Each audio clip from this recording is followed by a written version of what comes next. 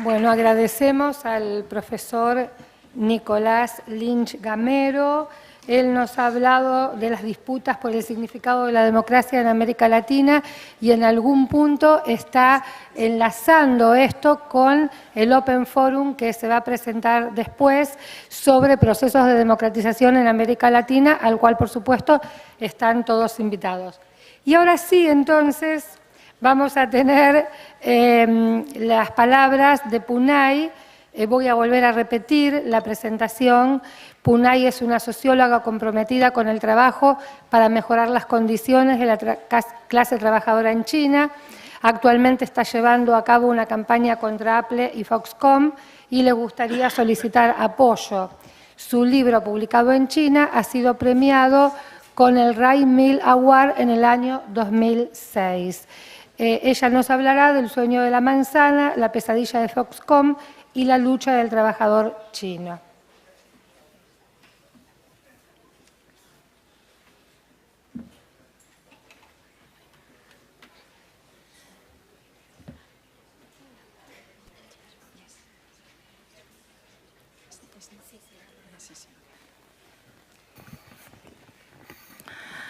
It's my honor to be here. I feel so scary because it's such kind of huge hall. And I just have my PowerPoint come back to me. And today my topic is about Apple, Foxconn nightmare, and the struggle of the Chinese workers. I would say that this panel is all about social justice and economic inequality. And I would say that nothing would be more fitting when we're talking about Apple and Foxconn. I remember that Michael saying that sociology, he argued that sociology should be as a kind of social movement. I mean, I'm going to argue tonight that our work going to show that sociology itself is a kind of social movement. And I was going to show you that how we carry out. As you will know that we form a kind of bigger group or big group doing this Foxconn and Apple project simply because of the suicide issues happened since 2008. And we have the highest suicide number in 2010 when 18 young workers commit suicide at the Foxconn workplace. And at the moment, we have more than 24 of them. So simply because of this suicide wave, so we organized 20 universities, including the faculties and students. All of them, they are from mainland China, Taiwan, and Hong Kong.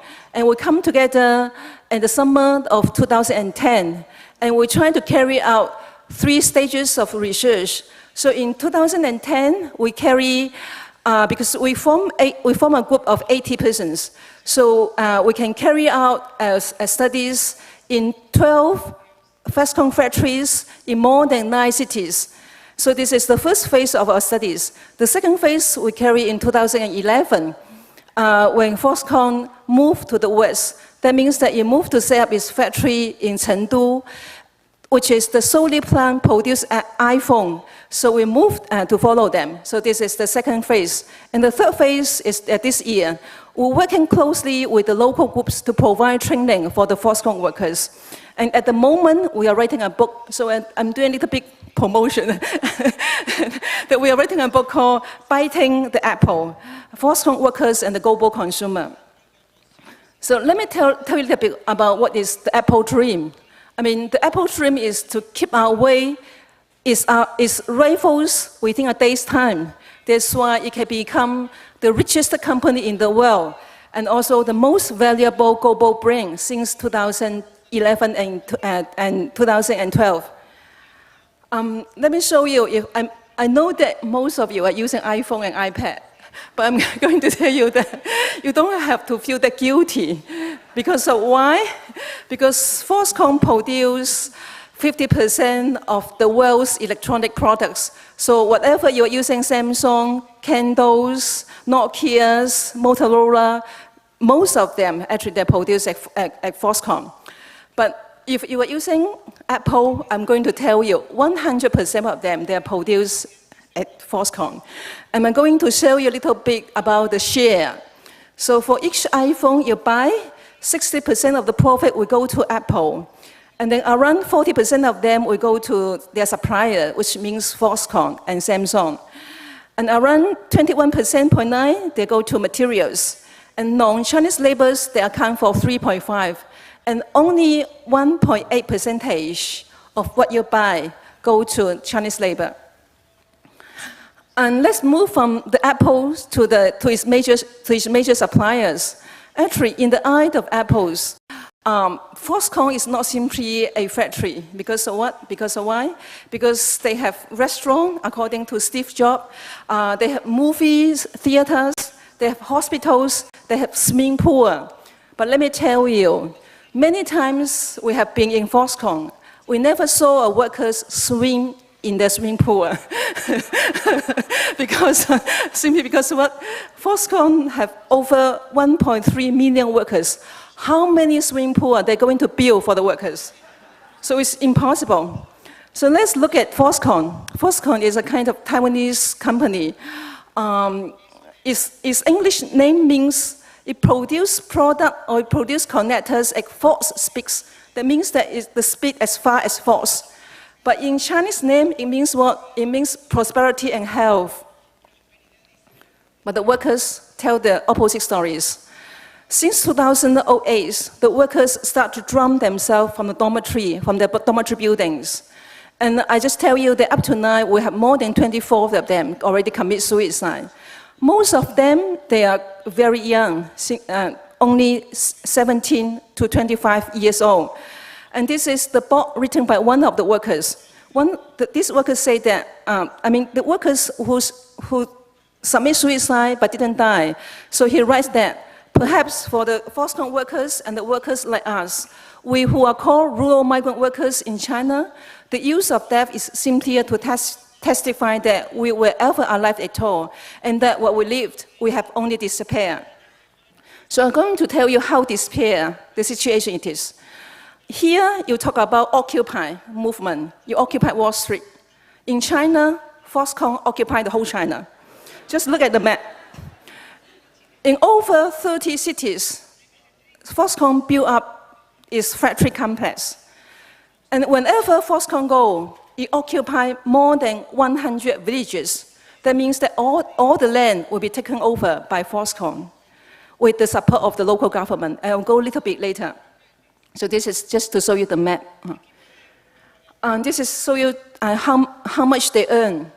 When you look at the Foxconn annual report, they always argue that the margin profit is so low because the biggest one is taken up by Apple. I say it's true because when you look at Fortune 500, Apple ranked number 1, but Foxconn ranked number 66. So if you didn't earn money, why you can rank number 66? So this is the figure to show you. I always argue that Foxconn represents a new kind of global capital. And so, but what new? I have been asked many times. I'm going to tell you simply because of its scale of production and also its speed of production. Imagine that when you visit a Foxconn, or when you walk through from the south gate to the north gate, you take it at least for 1 hour. Because one single complex, they have to house more than 100,000 workers, up to 400,000 workers. So you have to imagine the scale, or you have to imagine the concentration of production. Because of its concentration of production, why Foxconn have to grow as this kind of huge global production empire? Simply because the needs of the global supplier. Simply because of the frequency you change your iPhone.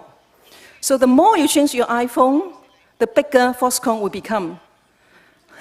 Why? Because you give them shorter time, and they have to produce more cycling of products. So all the pressures go to Foxconn. So Foxconn have to grow bigger and bigger in order to produce faster and faster. So that's why all the pressure at the end pass from Apple to Foxconn and Foxconn to all the workers. Let me show you how they operate as a kind of global labor regime. Foxconn manager, we call themselves as a kind of campus, like a university campus, because they have bookstore, swimming pool, I just showed you. But we call them dormitory factory regime. What does it mean? It means that because of the production needs, because of the concentration of production, so they have to combine the space of production with the space of reproduction. Means what? Means that Foxconn provide not only the production space, but also provide all the workers the living space. So these two spheres, they're highly condensed. They're highly condensed. And then why I'm going to talk you about this, simply because you have to imagine, Foxconn provide you not only a dormitory room, they also provide you a bed. They also help you to wash your clothes. You're not allowed to wash your clothes. Simply because, why? Because why? Because use your time to washing clothes. It's a kind of waste of time. So you have to save time to do production. So when you look at the living space, it's simply organized like an assembly line. So that's why I'm talking about the dormitory labor regime is the secret to success, because it combines these two spheres nicely. And by suppressing the cost of reproduction, it can suppress the cost of production. That's why the wages for the Chinese working class is so low over the 20 years, because this kind of dormitory labor regime. And because of the sweet side, so when Foxconn try to prevent themselves, they build all kinds of wide safety nets. So workers still keep on drum, but they cannot die. Let's move quickly into the workplace. When you go into the workplace, look at the wall and look at the staircase. There's all kinds of slogans. And one of the typical ones is like this: a leader must have the decisive courage to be a dictator for the common good. And absolute obedience is the organizational ethos. Outside the lab, there's no high tech, only execution of discipline. So all sorts of slogans you can see or you can observe on their wall or also on their staircase. And one of the ironic one is that Foxconn even asked the workers and the student laborers to sign a document pledging them not to commit suicide. This is the organization chart. I don't have time to go through it, so let me jump to the hierarchy chart. We have 30 layers here. The top 6, they are Taiwanese, and below the 6, they are all mainland elites, and the bottom 2, they are all the mainland migrant workers. Foxconn would like to imply a kind of totalizing management model. But I would argue that it's a kind of mission impossible. Even though Michael argued for manufacturing consensus at the Chicago workplace, but there's no consensus at all at the Foxconn workplace, even though they would like to apply this kind of totalizing management model, because there's no consensus at all. So we observe a lot of chaotic management, when you really work inside Foxconn. I always say that Foxconn represents a new kind of global capital. A new kind of global capital also accompanied by a new form of labor use. In Foxconn, we observe huge number of student laborers. Why we call them student laborers instead of student interns? Because when we talk about student interns, it means that you are going to provide training at the workplace, and there's match with your majors, or match with your learning, your disciplines. But at Foxconn, you can find all sorts of student laborers. They are major in tourism, they major in accounting, they major in painting. But all of them, they are all sent to work at Foxconn. I have accused the global capital, but I also have to accuse the Chinese state. Because why? Because without the support of the Chinese government, there wouldn't be a Foxconn grown as that big or as a kind of empire. And also when we look at the use of student laborers, the local government sent the order to the education bureau, to the education department, and the education department sent the order to all sorts of vocational college. And vocational college sent thousands and thousands of student laborers to work at the Foxconn. This is the chart. When we look at, I'll just give you one example, is in the Sichuan provincial government.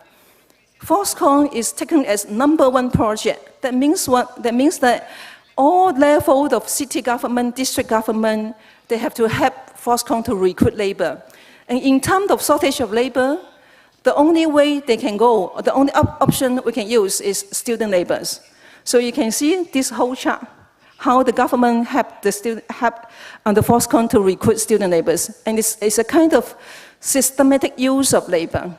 And the teachers were sent to the workplace to work to act as a kind of factory supervisors to make sure that the student will work on the workplace. Let me jump. So I argue there is a kind of systematic use of student labor, and there's a kind of triple alliance between government, schools, and Foxconn in using of the labor power of this kind of student labors. And behind this triple alliance is the super profits by Apple and by other multinational companies. And they're all invisible. They're all invisible. But the invisible hand is the secret of the global capitalism. Because when we look at the global brands, they apply this kind of subcontracting arrangement, which is ideal to them, because they don't have any kind of relationship with this labor. They don't have any kind of relationship with the companies. So suicide, occupational disasters, explosions have nothing to do with Apple. But I'm going to tell you that Apple actually has long been aware of many of these basic problems.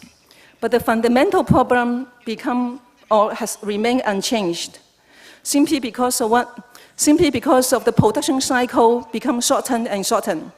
So the more frequent you change your iPhone, the more pressure go to the workers, as I have just said.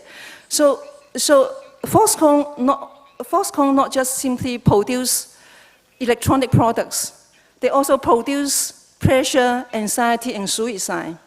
That's why I always argue that suicide is murder. And we have to change it. So let me jump to the conclusion, because I have 1 minute. We all know that it's the moment of change. The secret, again, lies in the change of the whole global capitalism system. But how? How can we change it? We have no way. I mean, from here, how can we go there? So I'm going to put forward a kind of new tripartite movement for you. New tripartite transnational movement doesn't mean state, company, and trade union. New tripartite social movement means student, workers, and consumer. Workers at Foxconn, they not just simply commit suicide. They conduct or they stage multiple forms of collective actions. Just give you an example, in the Chengdu, the factories, instead of dumping their own bodies, now they're dumping bottles. So by continuously dumping bottles, they fight to increase their wage. So this is how the Chinese workers fighting at the moment. For the consumer campaigns, SACCOM working together with many international bodies to carry consumer campaigns. And here is a kind of major campaign we run in Hong Kong and in China. So I'm going to argue that students can link up producer strike with consumer campaign as a kind of bridging role. SACCOM is a kind of student and scholar group we set up in Hong Kong. So when Apple Store, tried to have its grand opening, we produced this kind of grand banner. This banner will hang up before the Apple stores, and we call for no more slave. And I'm going to call in your support simply because what? Simply because if the anti-Apple campaign was only conducted by the Chinese students and by the Hong Kong students, it's not enough. So I need all of you to join us to carry this kind of anti-Apple campaign. Thank you very much for thinking.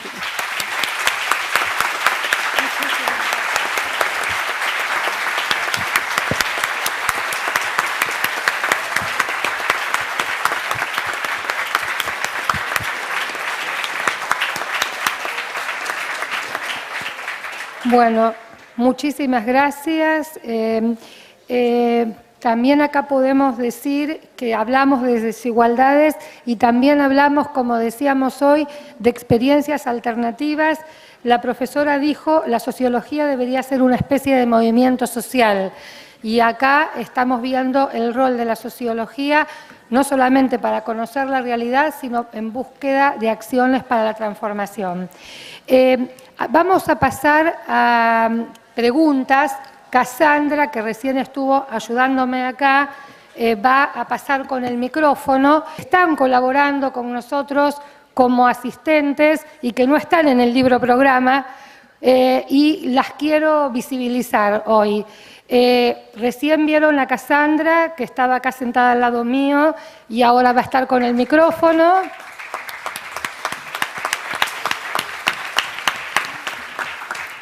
A Silvina Cataldi, que está acá adelante, que ha colaborado muchísimo con el Fórum.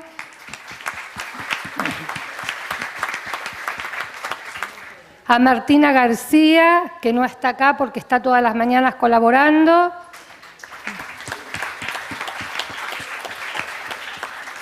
Y menciono las últimas dos juntas, Nora Jaimovici y Florencia Bianchi, que también ha estado colaborando. Bueno, damos lugar entonces a las preguntas. Cassandra pasa,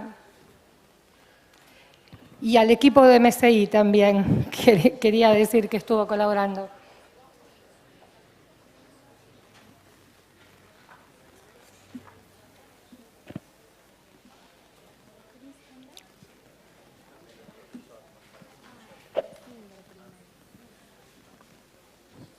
¿Tiene una pregunta para Gamero? ¿Para quién? Bueno. Preguntas para el profesor Singer. ¿No hay ahora que se tiene que ir en primer lugar? Bueno, si no, vamos con la pregunta esta, que es para el profesor Gamero. Lynch. Para el profesor Lynch Gomero. Sí. Gamero. No, yo quería preguntarle, bueno, usted habló sobre la cuestión de la consolidación democrática en América Latina, en la región, en función de los nuevos gobiernos progresistas. Y mi pregunta, bueno, y habló del tema de las élites, ¿no? Digamos, de la reacción de las élites. Y quería preguntarle, digamos, en función de los últimos acontecimientos, quizás lo que pasó en Paraguay, o en función de esto que usted nombró, de la cuestión de los medios de comunicación, ¿cómo se puede pensar, si es que se puede pensar, digamos, que las democracias en América Latina, o en qué medida han logrado un proceso de consolidación pensando en los procesos de destitución que hubo en Paraguay, en Honduras, ¿no? ¿Y en qué medida se puede diferenciar, digo, cuando se trata de una oposición democrática frente a estos gobiernos progresistas y cuando estamos en un proceso de destitución, ¿no? Pensando también, por ejemplo, en lo que pasó en las elecciones de Perú, con el caso del diario El Comercio, por ejemplo, me parece, ¿no? Donde hasta el mismo Vargas Llosa renuncia diciendo que había denuncias, digamos, que se estaban cubriendo de forma muy intencionada los hechos. Bueno, esa es un poco la pregunta.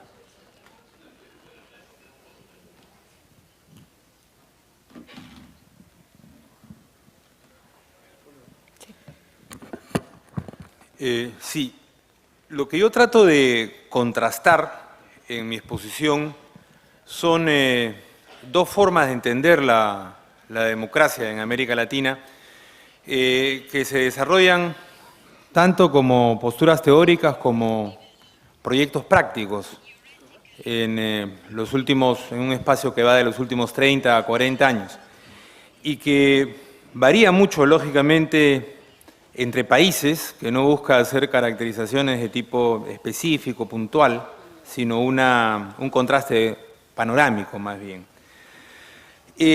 Primero, para hablar de este tema de la consolidación, ¿no? En América Latina se vendió un paquete, especialmente por la cooperación política de los Estados Unidos, a través de, en fin, universidades, agencias de cooperación, ONGs, que señalaba que para establecer las democracias había que un primer periodo de transición de los autoritarismos o de las dictaduras a gobiernos elegidos, que se denominaba de manera general transición, y uno segundo de estabilización institucional que se señalaba como consolidación. Lo que señalo es que caímos en una falacia de la llamada consolidación, porque las democracias que se desarrollan como hechos electorales y como concesión de algunos derechos civiles y políticos, nunca pueden consolidarse finalmente, porque se basan en la represión de los movimientos sociales y a la postre de los derechos sociales, ¿no? Entonces, ese es el modelo que se desplaza en América Latina, o que se empieza a desplazar, lógicamente, en medio de muchas contradicciones y conflictos en los últimos 15 años en la región. Ahora bien, ¿cómo se puede ver esto en concreto, ¿no? En términos de que estos regímenes que yo llamo en algún momento democracias de minorías, no se desarrollan en base a una igualdad política entre los actores en competencia, sino, para empezar, en base a una profunda desigualdad política. En una profunda desigualdad política que empieza por los mismos actos electorales, pero que se continúa, por ejemplo, con recursos fundamentales como es el uso de los medios de comunicación. Y esto lo hemos visto, sucedió en mi país, diría yo, en todas las últimas elecciones, no solo en la última, ¿no?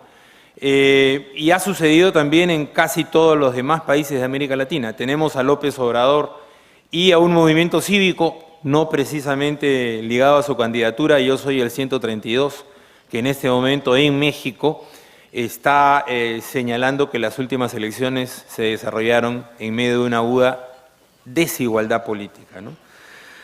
Ahora bien, Charles Tilly, en un libro que se denomina Democracia, que es uno de sus últimos libros, que entiendo ya está traducido al español también, señala que, digamos, la gran promesa de la democracia liberal, suponiendo que se dé en condiciones de relativa igualdad política, es que convence a los afectados por la desigualdad económica y social que en base a la igualdad política van a poder conseguir en el futuro, o que pospongan sus demandas de justicia social, porque en el futuro, en base a la igualdad política, van a conseguir igualdad social, o por lo menos una menor desigualdad social, ¿no? Y esto es lo que no sucede en América Latina, ¿no? Estas democracias que nos traen las transiciones se desarrollan en condiciones de aguda desigualdad política, ¿no? Y se basan en la desigualdad social, que es profundizada por los ajustes, ¿no? Entonces se cae en la imposibilidad de la consolidación. Y solo es a partir de crisis políticas que llevan a otro tipo de gobiernos, digamos, a otro tipo de gobiernos, y que empiezan a transformar la democracia, como señalé, básicamente repolitizando la sociedad, que se puede esperar algo distinto. Por supuesto que esto tampoco es automático, esto tiene que ver mucho con las características de cada país, ¿no? Pero lo que quiero señalar es que empieza a haber una nueva forma de entender la política, una nueva forma de entender la democracia, que no se queda congelada en aquello de la democracia como gobierno de múltiples minorías, decía Robert Dahl, de competencia entre múltiples minorías, sino a entender la democracia como un gobierno mayoritario, ¿no? Tenemos acá una pregunta y me parece que es para el profesor Singer. Actually, two short questions to Paul Singer. The first is, can you tell us a little bit more about the results of the Zero Hunger campaign? And the second question is, what kind of mass or movement-driven legal reforms have been put in place in Brazil to enhance the structural capacity of the solidarity economy to bring about change?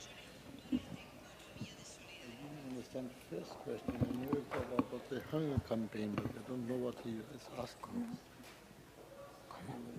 Yo no entendí la primera pregunta, lo que quiere saber. Pegué solamente que es sobre...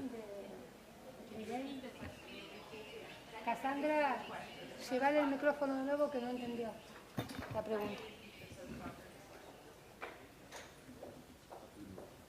La primera, no entendió. The first one is just the results of the Zero Hunger campaign. Yeah. Ok. Yes. The Zero Hunger campaign, I think, achieved its main proposals, eliminating the danger of hunger. There is a permanent amount of policies in order to avoid the reappearance of hunger. Just to give some examples, there is a council for nutrition insurance of the country. It's a very large council in which civil society has the majority, and there are a lot of, just to give an example, to stimulate peasant agriculture. The small farmers are responsible for 70% of the nourishment of the internal market.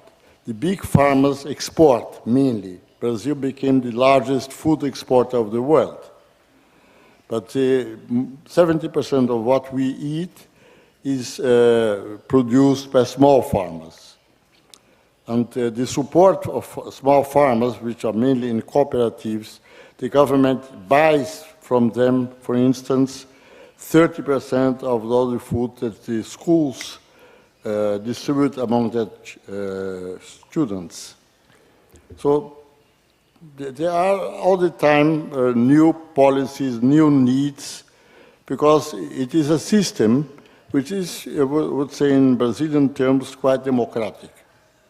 So if there is a danger of hunger going up, very quickly the council will know about it, and the Ministry of Social Development is responsible. It's called Ministry of Social Development and Fight Against Hunger. They have a secretariat for that, a colleague of mine.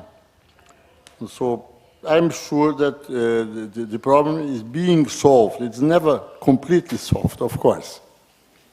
It has probably much to do with the campaign of Brazil Without Misery, of eradicating extreme poverty from Brazil until 2014.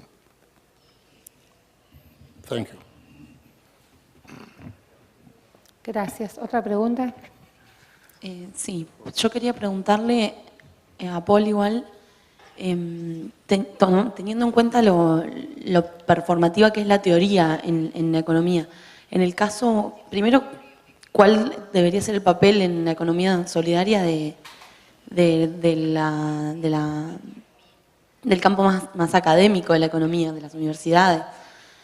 Y puntualmente en el caso de Brasil, ¿hay cambios desde el campo académico de la economía en Brasil que hayan sido importantes para poder desarrollar estas cuestiones de economía solidaria? ¿La podés repetir porque no te entendió? ¿Cuál fue el papel en Brasil por ejemplo, las universidades, o sea, tomando en cuenta que los profesionales de la economía surgen de las universidades, ¿cuál es el papel en el desarrollo de la economía solidaria, puntualmente en Brasil, de la universidad? De la universidad.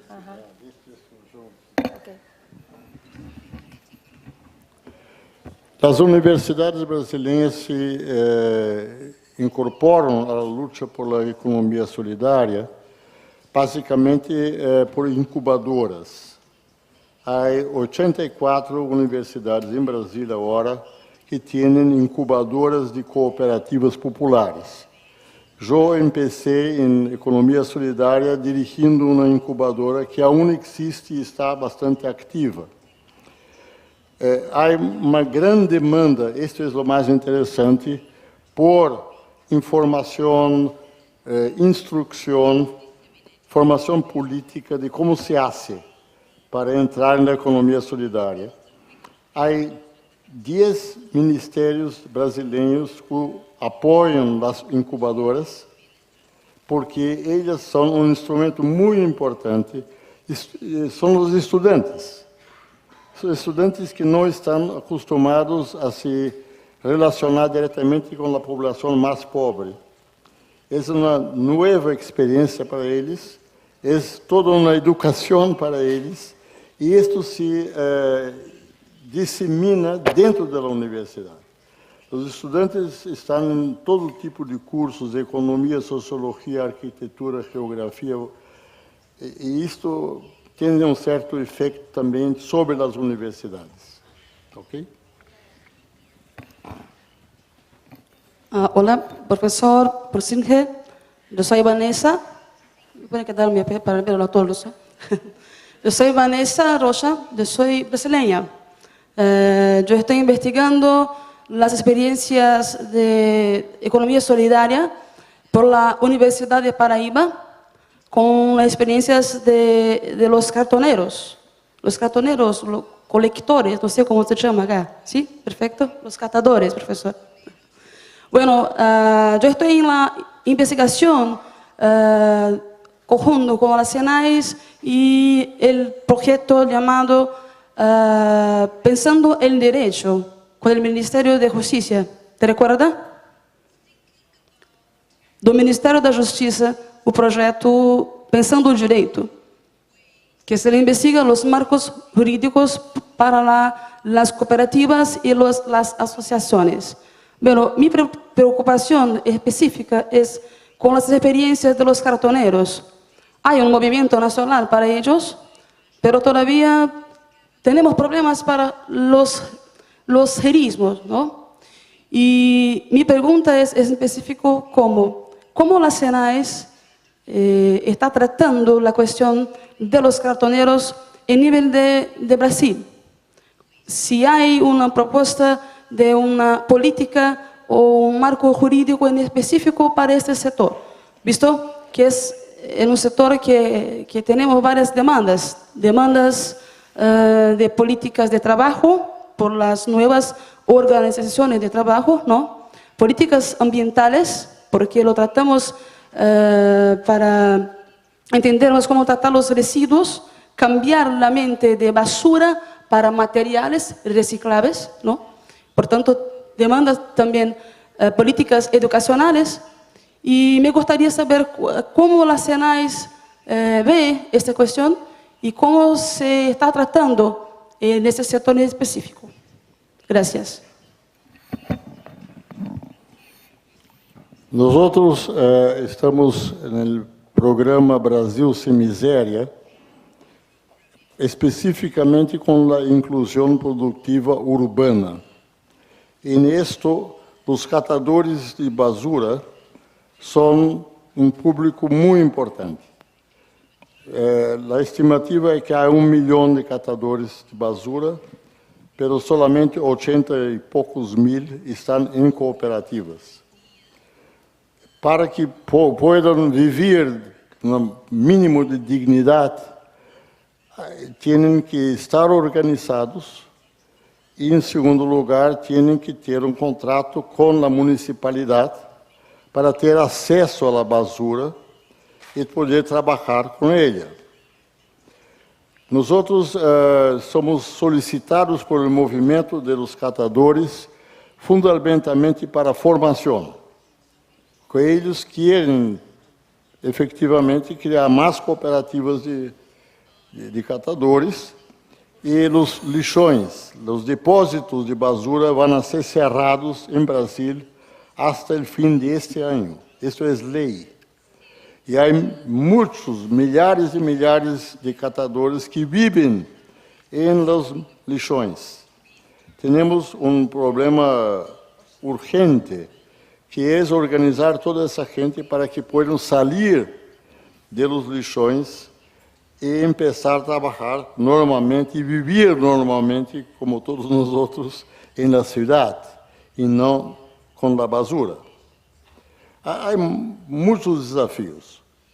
Y es importante decir de que nuestra lucha con los catadores, o por los catadores, es compartida con otros ministerios que están donando camiones. ¿Dice camiones en español? Los vehículos de carga. Sí, camiones. Hay donación de camiones a las cooperativas de catadores, prensas.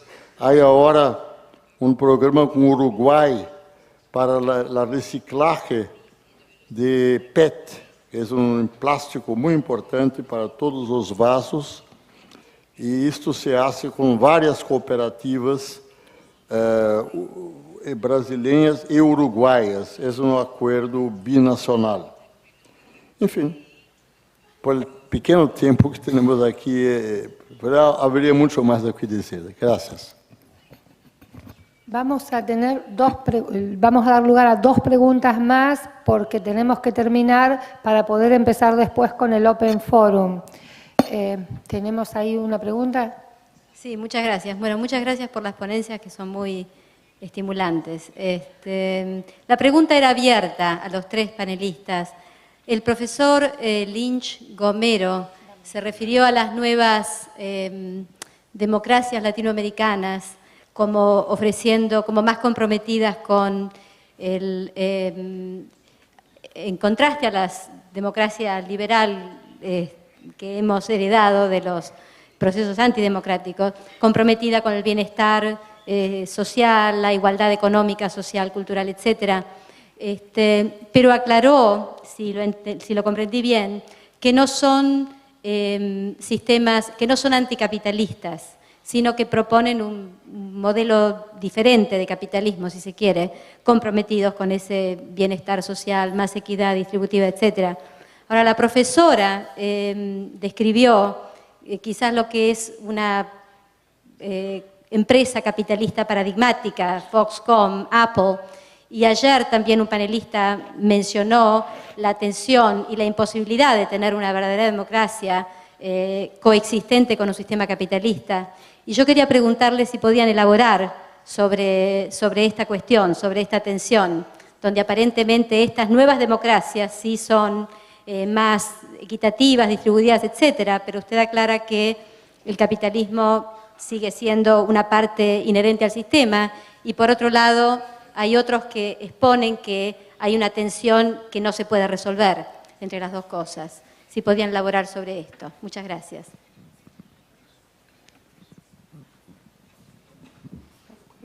Okay, thank you to your questions.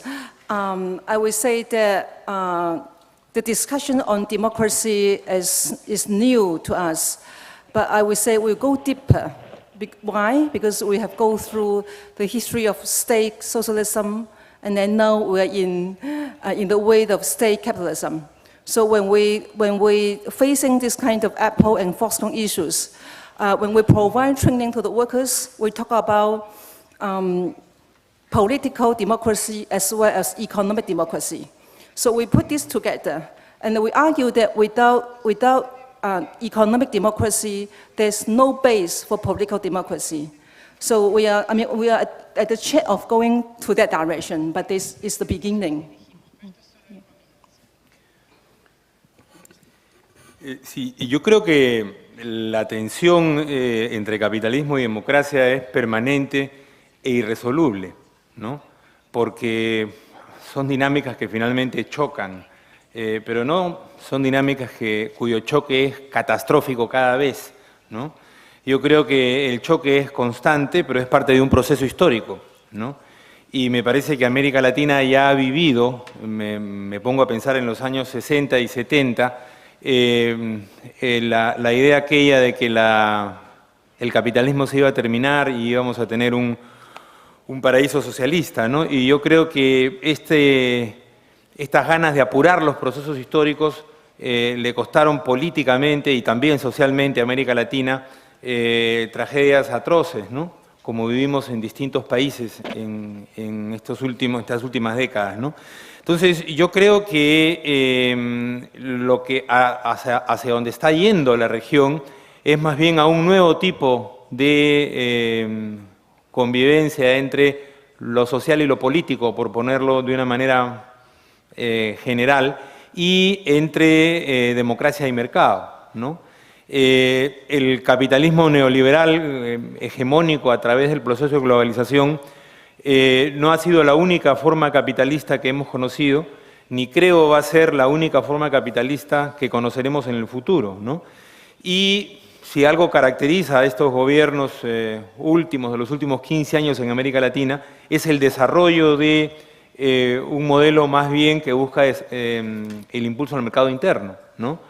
El impulso al mercado interno que no es sino otra forma de capitalismo con una mayor presencia del Estado, con un regreso de los derechos sociales, con un mayor protagonismo de las organizaciones de ciudadanos tanto en la sociedad como en la política, ¿no? Y que seguramente desarrollará, no conocemos todavía cómo, a un nuevo nivel esta contradicción entre capitalismo y democracia.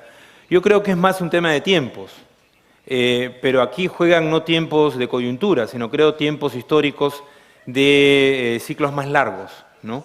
Yo creo que el apurarse en la historia, y esto ha sido una cosa que en especial le cae a aquellos que han luchado en política por una utopía de corte socialista, el apurarse en la historia ya ha tenido consecuencias fatales, ¿no? Entonces yo creo que es mejor ser más realistas, ver cómo las tensiones entre socialismo y democracia van alumbrando diversos tipos de relaciones y cómo en un tiempo histórico mayor quizás esto puede alcanzar una resolución de corte más global, ¿no? No me parece que estemos a puertas de ella en estos momentos en América Latina, pero sí creo que se está dando un paso adelante significativo, ¿no? Sí. Usted, a diferencia de muchas de las personas que han estado en esa mesa, tiene un lugar político, puesto que es un, no sé si embajador o qué, dentro de Argentina, ¿no? En Perú. ¿Podría contarnos entonces cómo se vive la tensión en Cajamarca hoy, cuando ya han habido más de 3 muertes de personas que están resistiendo el embate de las mineras multinacionales y la acumulación y la toma de posesión de lo que son los recursos del agua en la zona del Perú? Podría contarnos, no solamente desde su lugar de politólogo, sino que también de político que está ocupando en ese lugar, porque me parece muy bien todo lo que ha contado. Efectivamente, los gobiernos en Latinoamérica están avanzando hacia los derechos para las personas, pero no pueden seguir avanzando bajo la forma de violencia que se está dando hoy en día en el Perú, con la militarización de una zona para sostener a las comunidades indígenas. Respóndanos, por favor. Gracias.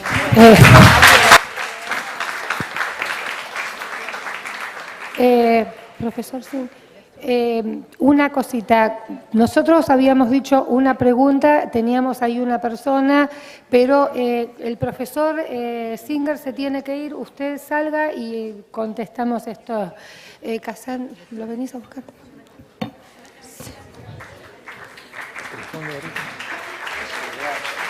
Gracias. Gracias, profesor Singer, que se tiene que ir.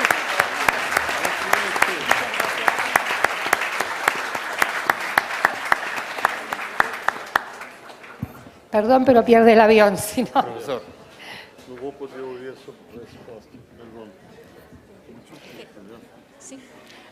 Margaret. Sí, conteste. Bien, con mucho gusto le respondo. Con mucho gusto y con mucho orgullo por los procesos sociales y políticos que hoy día tiene el Perú y América Latina.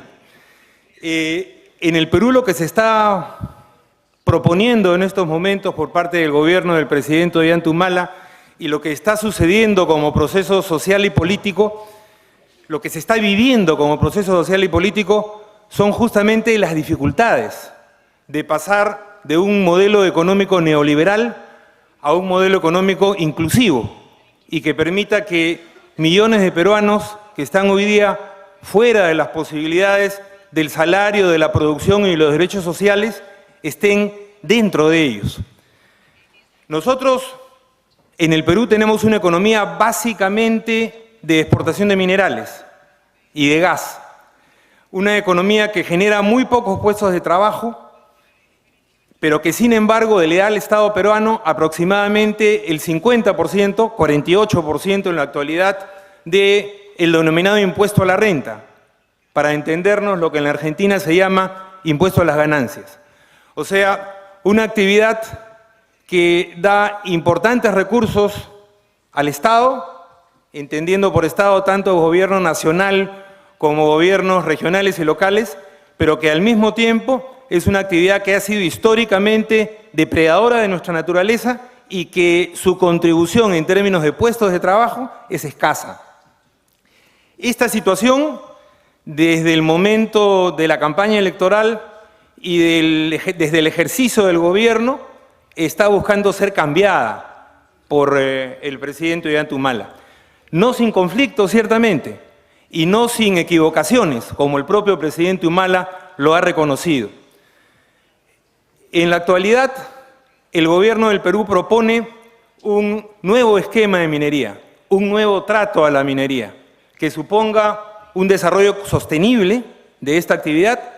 El gobierno del Perú no está contra la actividad minera ni extractiva, está por un nuevo trato a la actividad minera y extractiva que le permita al país gozar de los frutos de la actividad minera y a las comunidades articularse en una perspectiva de desarrollo a partir de los recursos que esa propia actividad minera genera.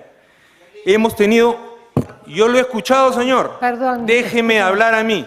Respetos guardan respetos. Si usted habla, yo me callo. ¿Estamos de acuerdo? Ya. No sé. ¿Habla? Habla. Bueno. En la actualidad, repito, el gobierno del Perú está buscando un nuevo tipo de explotación minera.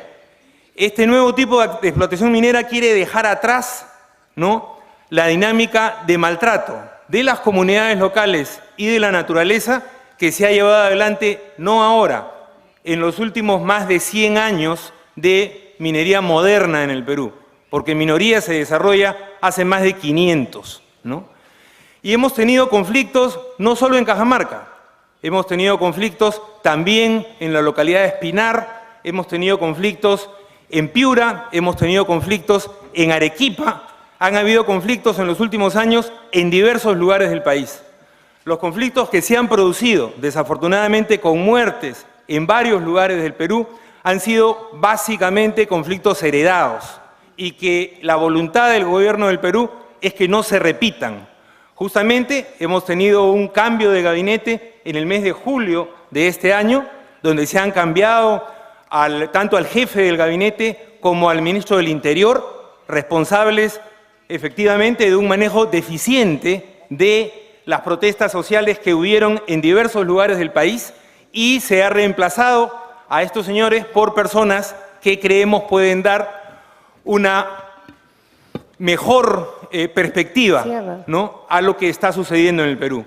Al mismo tiempo se están gestando formas de manejo no solo de los conflictos sociales, sino también de la propia actividad minera que eleven las condiciones de impacto ambiental, o sea, que mejoren las condiciones de impacto ambiental, ¿no? Para ello, el gobierno ha aprobado nuevas reglas, ¿no?, de desarrollo de los estudios de impacto ambiental que creemos, no inmediatamente de seguro, pero que en los próximos años van a mejorar las características de la explotación minera. Existen ciertamente grupos políticos que no forman parte del gobierno ni de la coalición que llevó al gobierno al presidente Ollanta Humala, que están en contra de la minería. Esa es otra posición, estar en contra de la minería por tener características de extractivismo a tajo abierto, que según algunos causa un daño imposible de mitigar en la naturaleza. Esta no es la posición del gobierno peruano. Creemos que el Perú ha sido históricamente un país minero, que necesitamos de los recursos de una buena minería para poder desarrollar el país, justamente para desarrollar políticas que estimulen el mercado interno, que multipliquen los puestos de trabajo y que creen cadenas de valor, que es lo que necesita el país. No exportar el valor que produce, sino que este valor se realice como puestos de trabajo y como mejores salarios. Creemos que eso no lo vamos a lograr eliminando la actividad minera, sino mejorando la calidad de la actividad minera. Y les repito, Estas son las contradicciones que debe enfrentar un gobierno que lo que busca es pasar de un tipo de modelo económico neoliberal y enfocado exclusivamente hacia afuera a un modelo económico y político inclusivo que permita que la riqueza se quede en el Perú y sea para los peruanos. Hoy habíamos dicho una sola persona más y había una señorita que había pedido la palabra ahí. Me parece que por respeto tenemos que, digamos, darle la palabra a ella, que habíamos dicho que era una sola pregunta y estaba ella. Y ahí ya tendríamos que cerrar porque me están diciendo que el otro panel tiene que empezar. A very short question for Peng Nai. Once again, thank you very much for your conference. It's very enriching. I just wanted to know about the male-female ratio of the workers and if there are a lot of the female workers who are involved in the struggle that you were talking about. Yeah, thank you. This changing of sex ratio over the years. In the first generation, at most of the electronic workplace, we observe like 70 to 80% of the female laborers. But at the moment, at the Foxconn workplace, we observe half and half. Why we have this kind of change? Simply because shortage of labor, and most of the female workers has been used up. That means that Foxconn have to use men workers as well as student laborers. So the ratio is now half and half. Bueno, damos entonces por cerrado el panel. Los invitamos.